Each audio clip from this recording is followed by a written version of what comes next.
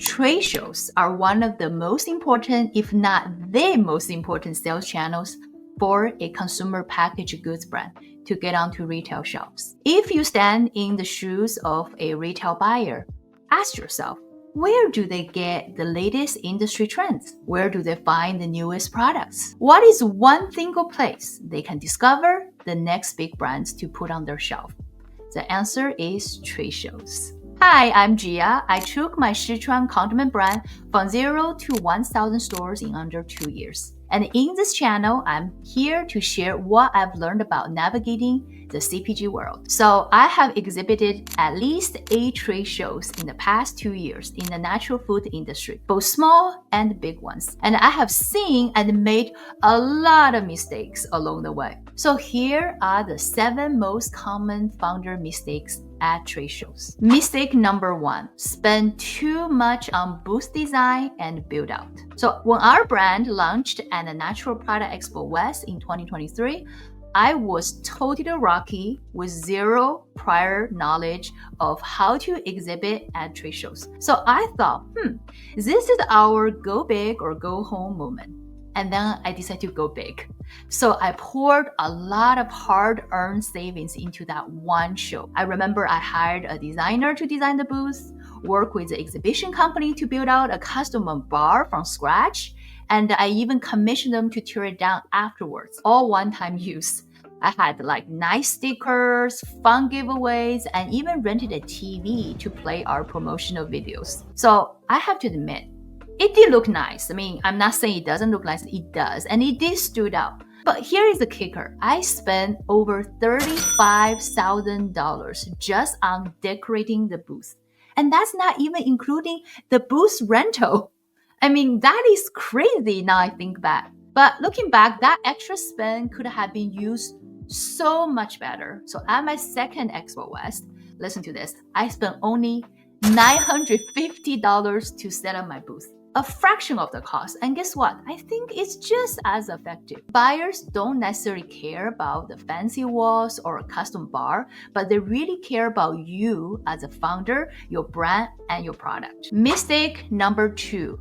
Nothing to sample. Trade shows are the best opportunity for retailers to actually interact with your product. Not through email, not through Zoom meetings, but through warm person-to-person interaction. So if you have a food brand, let them taste it. If it's a household goods, let them use it on the spot. Don't just give out like a small sample packet for the buyer to take home. Why? Because that little packet is going to get buried under hundreds of other samples they're carrying home. And let's be honest, right? What usually happens is that the buyer shares all of those samples with their family and friends, just like we all do, and your product may never even get tried by the buyer themselves. So maximize the experience while you got their attention on the spot. So engage their senses right then and there. That moment of tasting or trying is what they will remember, not the pile of samples in their hotel bag. So mistake number 3 is not putting enough effort into your backdrop. So when people walk down the aisle of a trade show, what's the first thing they see? Not your table, not you, not even the product, it's your backdrop. That backdrop takes up the largest visual space in your booth, and it is your billboard. So make sure it stands out. Use solid bright colors or a repeating pattern from your logo to grab attention. So avoid cramming too much text and too many images. Our human brain just doesn't process that much information at once. I mean, here is a rule of thumb. The simpler, the more direct, the more effective. So always place your logo at the top center. Put the most important information or key visual near the top as well. Because when you're standing in front of your booth, most of the bottom half will be blocked by you, your staff, or your table. I've seen so many booth designs fail on those small but very critical details. And when that happens, it diminishes the brand presence and reduces the tension you're trying so hard to earn. Mistake number 4, sitting or standing behind the desk. This one is big and it is the simple, most effective strategy to have a good trade show. So I have seen countless founders standing behind their table while introducing their brand. I don't get it. I guess I do get a little bit. It does feel safer, but it creates that invisible wall between you and the buyer. I mean, of course, if you are the only person on the side, it makes sense, right? You need to prep the sample while talking. But most brands don't exhibit alone. Oh, if you're thinking about going solo, bad idea. Bring at least one person with you at the trade show. Then delegate that one person behind the table to prep samples all day long, while the rest of the team stands in front of the table, out in the aisle, ready to greet retailers. Imagine being a buyer at a 3-day trade show. After 3 hours, like your brain is literally fried. Your senses are numb from seeing booth after booth. Unless something or someone grabs your attention, you'll likely just pass by. The reason why trade shows have been so effective for me is because I make it a point to step out, engage buyers, and start conversations. A warm greeting and an invitation to try your product goes a long way. Mistake number 5 is renting furniture from Expo services. Convention centers make their money on everything happening during the show.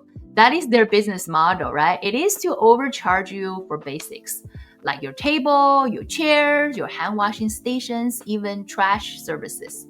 The expenses really just adds up shockingly fast.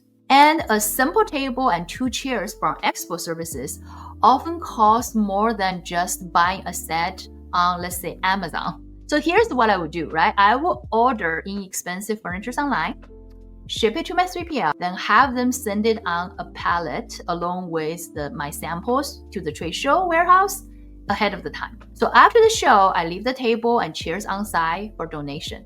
It is way cheaper than renting, and at the end of the day, somebody somewhere out there get to enjoy your furniture for free. I think that brings good karma. Mistake number 6, not bringing self-supporting materials. So buyers, they come to trade show to discover new products. So once they've tried yours and hopefully liked it, you need to give them something that they can take it back to the office. I mean, I don't mean a product sample. Like I said earlier, samples might not even make it back to their desk.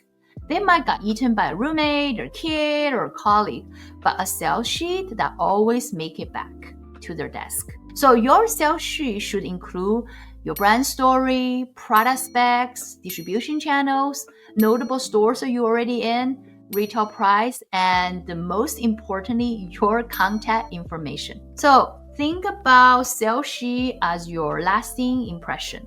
They keep conversations going after the show is over. Mistake number 7 is showing up with nothing new. So this last one doesn't apply to the first-time exhibitors, but if you have been at multiple trade shows, you're going to see the same buyer again and again. And here's the thing, right? If you show up year after year with the same setup, the same product, the buyer will lose interest. So you have to give them something new. Expos are amazing for meeting new retailers, but they're equally important for nurturing relationships with existing ones. So plan your new product launches around the trade shows. Most big shows happen in the first 3 months of the year.